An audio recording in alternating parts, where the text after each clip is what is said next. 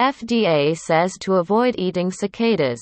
If you're allergic to seafood, CNN, cicadas might seem like a crispy, protein-packed snack, but people with seafood allergies should think twice about eating them. According to the U.S. Food and Drug Administration. We have to say it, the FDA said in a tweet Wednesday. Don't eat cicadas if you're allergic to seafood, as these insects share a family relation to shrimp and lobsters.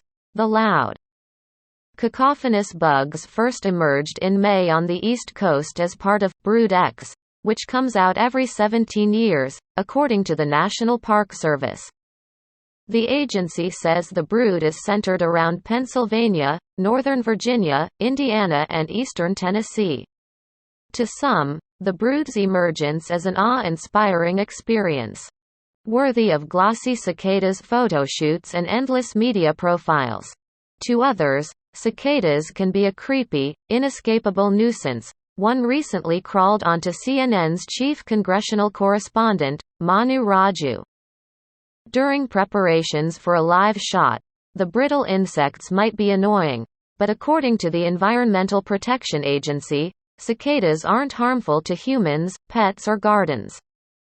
If cats or dogs eat them, though, this may temporarily cause an upset stomach or vomiting, but there is no need to worry if a pet eats a small number of cicadas, the EPA says.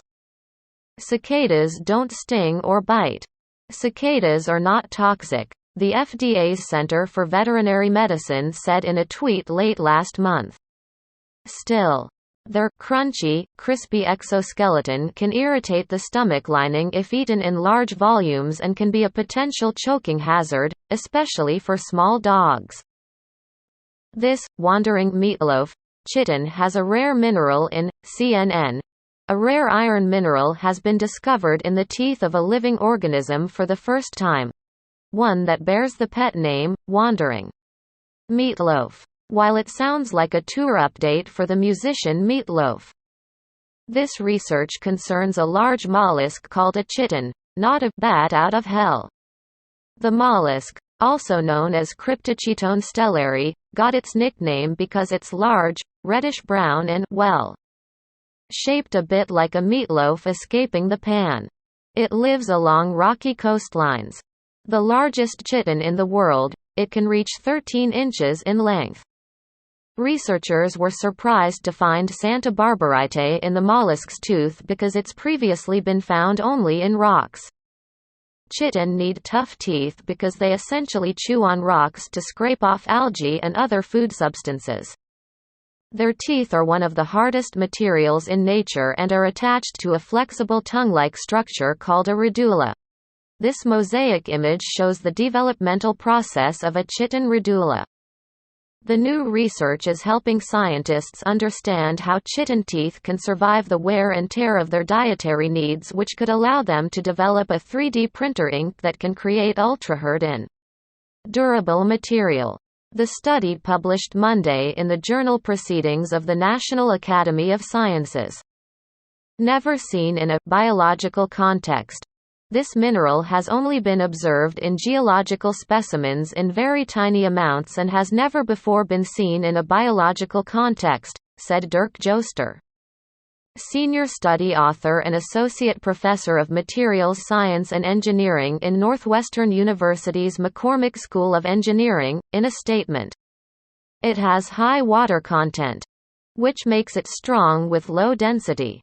We think this might toughen the teeth without adding a lot of weight. Using multiple methods of analysis at the Argonne National Laboratory's Advanced Photon Source and the Northwestern University Atomic and Nanoscale Characterization and Experiment Center, both in Illinois, the researchers found the mineral in the chitin's upper stylus. In chitin, the stylus connects the tooth to the radula. The stylus is like the root of a human tooth, which connects the cusp of our tooth to our jaw, Joester said. It's a tough material composed of extremely small nanoparticles in a fibrous matrix made of biomacromolecules, similar to bones in our body. Learning from chitin engineering inspired by this material, Joester and his research group wanted to recreate it as ink for 3D printing. The ink includes iron and phosphate mixed into a natural substance produced by chitin. When the ink dries, it creates a stiff material. Sign up for CNN's Wonder Theory Science newsletter. Explore the universe with news on fascinating discoveries, scientific advancements and more. We've been fascinated by the chitin for a long time, Joester said.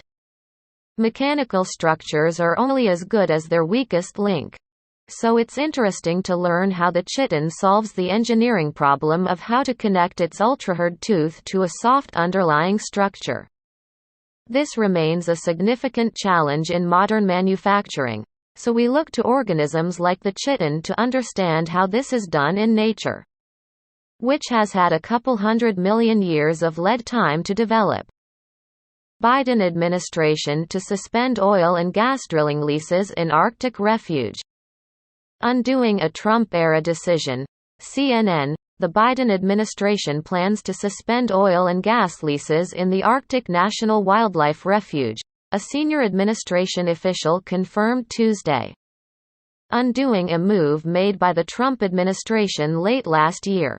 The decision comes after President Joe Biden issued an executive order earlier this year instructing the Interior Secretary to place a temporary moratorium on oil and gas leasing activities there, pending a review. The president's order pointed to alleged legal deficiencies underlying the program, such as the inadequacy of its previous environmental review. Politico first reported the Biden administration's plan to suspend the leases. The suspension represents the latest move by the Biden administration to reverse Trump-era environmental policies, which advocates and Democrats have said tended to favor business interests. On his first day in office, Biden canceled the Keystone XL pipeline, and in February, the U.S. officially rejoined the landmark international accord to limit global warming known as the Paris Agreement, which Trump pulled the country out of in 2020. The Trump administration last November started a leasing process for oil and gas drilling sites off the Arctic National Wildlife Refuge, something environmental groups viewed as a potential last-minute giveaway to the energy industry before the Biden administration took over. The Interior Department said in a statement on Tuesday that under the Trump administration, the Bureau of Land Management held a lease sale on January 6, 2021, and subsequently issued 10-year leases on 9 tracts covering more than 430,000 acres.